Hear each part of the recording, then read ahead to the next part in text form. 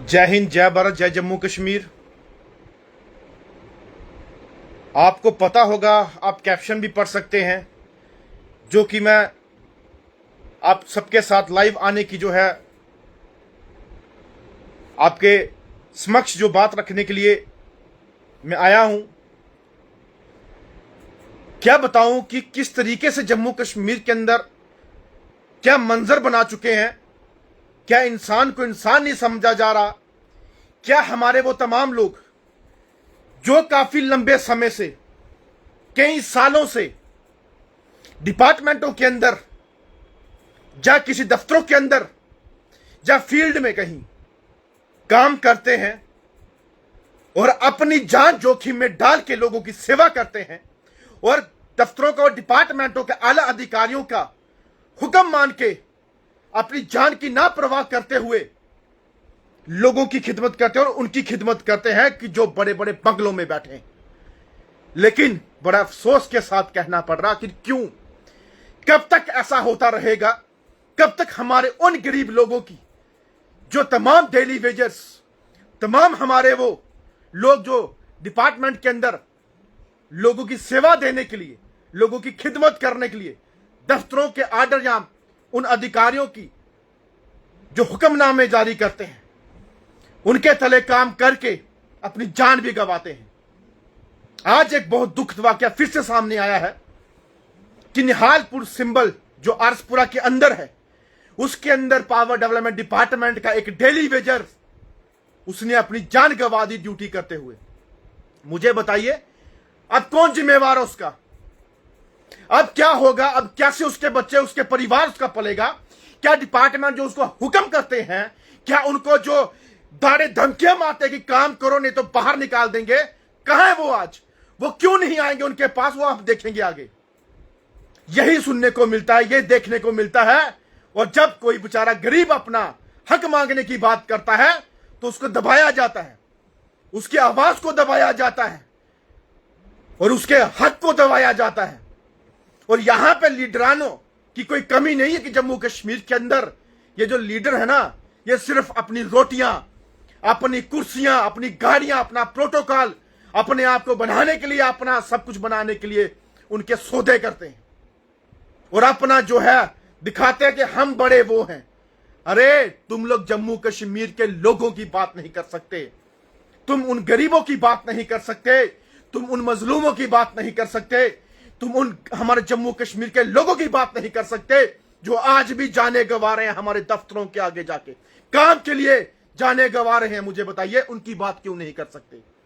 सिर्फ अपना photo session, अपनी वीडियो बना के दिखाना सबको कि मैं बहुत वो हूं।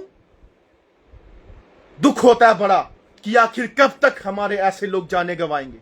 कब तक हमारे लोगों ने इन्हीं दफ्तरों, इन्हीं डिपार्टमेंटों के लिए इन जो हमें बंधुआ मजदूर बना के रखा है, कब तक गुलामी के चक्कर में जो है इनको जाने गंवानी है?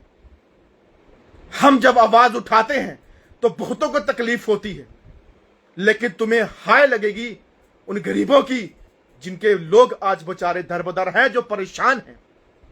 कुछ दिन पहले हमारी मिड डे मील कुक वैरीनाग के अंदर उसने जान गंवा दी। उससे पहले पुंछ के अंदर मालिकम चौकीदार के एक साथी ने जान गंवा दी। और कितने ऐसे लोग हैं जो सुसाइड करते होंगे, जो जाने गंवाते होंगे, जो स्ट्रेस के तले बीमार होंगे, जिनके बच्चे नहीं पढ़ पा रहे, जिनके आशियाने मकान कच्चे हैं, वो टूटे हो, वो नहीं बना पा रहे, अपने बुजुर्ग बीमार पड़े हैं घरों के अंदर, उनकी जो है परवरिश या उनकी जो हेल्थ व्यवस्था वो ठीक नहीं करवा पा रहे। और मुझे बताइए, फिर बातें करते हैं बड़ी बड़ी सरकारों के अंदर आके, सरकार बना दीजिए, हम सबको ठीक कर देंगे, हमें सबको पक्के कर देंगे, हम सबका सब सिस्टम अच्छा कर देंगे, हेल्थ की सिस्टम अच्छा कर देंगे, एजुकेशन सिस्टम अच्छा कर देंगे, लोगों को रोजगार देंगे। अरे जो दिए हैं तुम लोग, उनको बेड़ा गर्क कर दिया जम्मू कश्मीर के अंदर।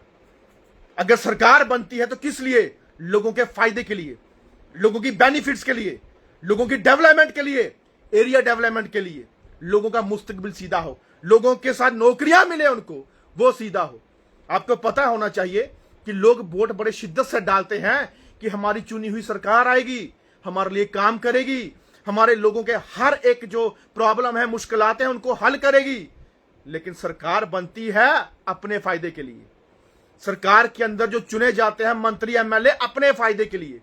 बड़े गरीब है ना वो एमएलए जिनको 90 गाड़ियां दी हैं आपने, वो तो बेचारे इतने गरीब हैं उनके पास तो घर भी नहीं है, तो उनको कोठियां भी आप लोगों ने दी हैं। उनकी कोठियां टूटी हैं, उसको रिपेयर के लिए पैसा सैंक्शन हुआ है। वो बहुत गरीब एमएलए बने हैं, वो इतने गरीब हैं, सारे के सारे गरीब एमएलए हैं। और हमारे मंत्रीगण वो तो बिल्कुल गरीब हैं, उनके लिए तो इतना प्रोटोकॉल इतना सिस्टम दिया, वो बिल्कुल गरीब हैं। अरे ये जो एक एक वोट लोगों ने दिया है ना, ये उन्हीं की देन है। और आप लोग उन वोट, गरीबों का वोट लेके, उनका हक लेके, उनके अधिकार लेके आज आप सिर्फ दिखाते हो, सिर्फ शो ऑफ करते हो।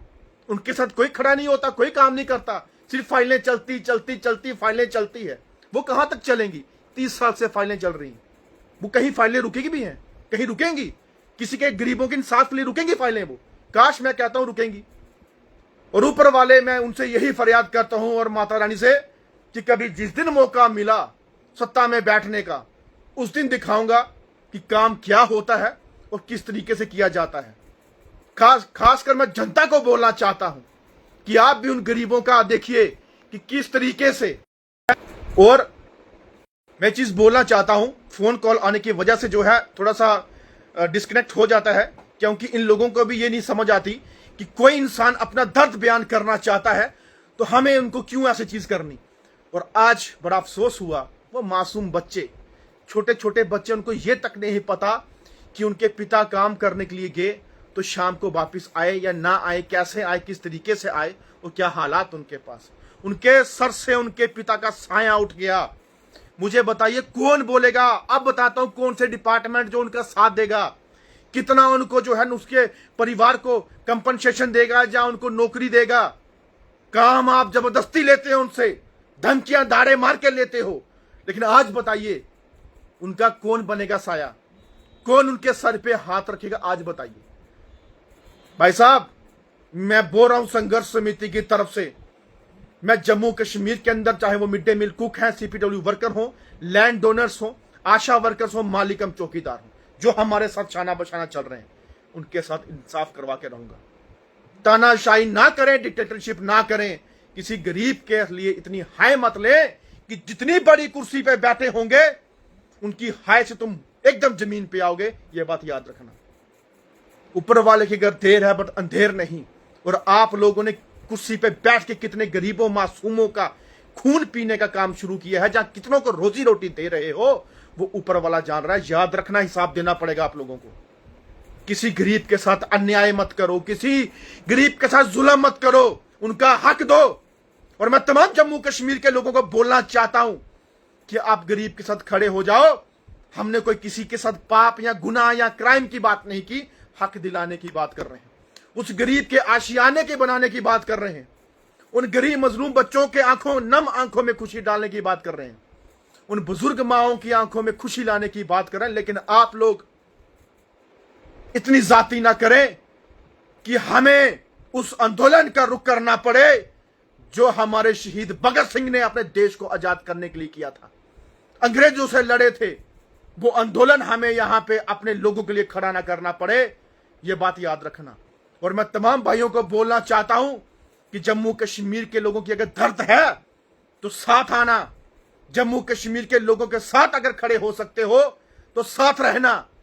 अगर आप भी अपने मुफाद, अपने फायदे के लिए करना चाहते हो तो आप किसी इंसानियत के काबिल नहीं हो। जिसके अंदर इंसानियत नहीं वो इंसान नहीं। और एक बात याद रखना, इंसानियत जिंदा है तो कामयाबियां रहेंगी और कामयाबियां होंगी। हमारी लड़ाई, हमारी जंग जो है वो जीत के रहेंगे। अपने तमाम लोगों को हक जो है वो दिला के रहेंगे। ये मेरा वादा है, मेरा विश्वास है। और हम लोग बोलना चाहते हैं डिपार्टमेंटों को कि जिनका जो जो हक है वो दे दो, वो दे दो।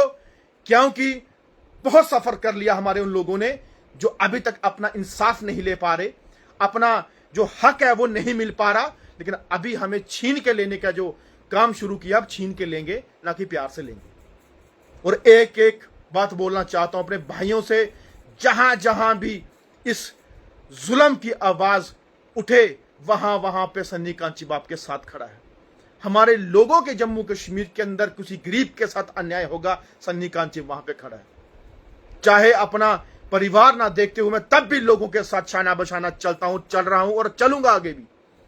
लेकिन मुझे दुआएं हैं मेरे घर वालों की, मेरे मां बाप की, लेकिन आपके साथ कभी भी अन्याय नहीं होने दूंगा। आपका साथ हमेशा दूंगा और आपके हकों के लिए लड़ूंगा, ये मेरा आपसे वादा है।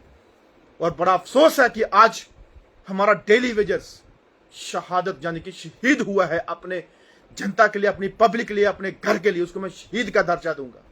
कुर्बान हुआ है वो बेचारा, और उसकी शहादत जो है, उसकी शहीद जो है, ऊपर वाला बहुत अच्छे पैमाने पे स्वर्ग में उसको जो है वास दे, और उनके घर वालों को हिम्मत दे, और हो सके तमाम लोग उनका साथ दें, और डिपार्टमेंट जितना कंपनसेशन हो सकता है उसको देने की बात करें।